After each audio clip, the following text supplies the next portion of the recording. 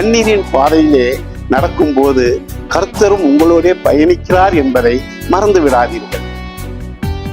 கர்த்தர் எனக்கு செய்த நன்மைகளில் விலையேற பெற்றது பாவத்திலிருந்தும் சாபத்திலிருந்தும் என்னை விலக்கி ரட்சித்தது. தேவனை தேடுகிற உணர்வும் வாஞ்சியும் இருப்பவர்கள் உண்மையிலே பாக்கியவான்கள். ஆண்டவர் பயன்படுத்த வேண்டும் என்று மட்டும் நினைக்கிறோமே, ஆண்டவர் பயன்படுத்தும்படிக்கு நம்முடைய அர்ப்பணிப்பு எந்த அளவிற்கு இருக்கிறது?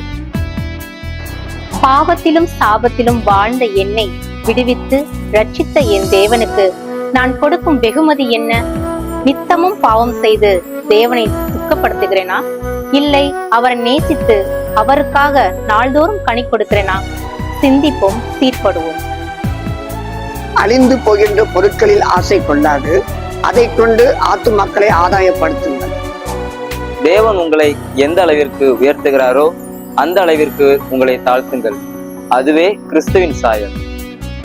அழைப்பை விரும்புகிறவர்கள் ஊழியத்திற்காக ஓடுவார்கள், பிழைப்பை விரும்புகிறவர்கள் ஊதியத்திற்காக ஓடுவார்கள். நீங்கள் தனிமையாய் இருப்பது போல உணரும் போதெல்லாம் கர்த்தர் உங்கள் அருகில் இருக்கிறார் என்பதை மறந்து விடாதிருங்கள். கர்த்தர் விரும்பாததை நாம் வெறுத்து விட்டால் நம்மோட மன விருப்பங்களை அவர் நிறைவேற்றுவார். தேவனுக்கு முதலிடம் கொடுக்காத வேலை, படிப்பு, உறவு, பண்டிகை யாவுமே விக்கிரக ஆராதனை.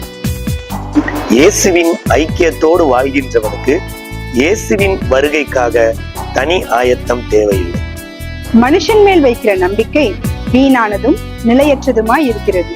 கர்த்தர் மேல் வைக்கிற நம்பிக்கையோ என்றென்றைக்கும் நிலையானதும் நித்தியமானதுமாய் இருக்கிறது.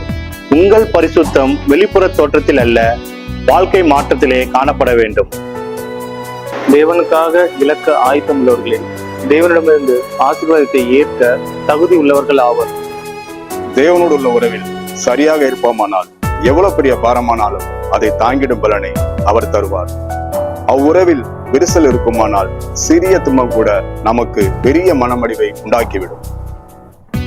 தேவன் சொல்லாததை செய்து பெரிய மனுஷனாய் இருப்பதை விட அவர் சொன்னதை செய்து பிரியமானவனாய் இருப்பதே சிறந்தது.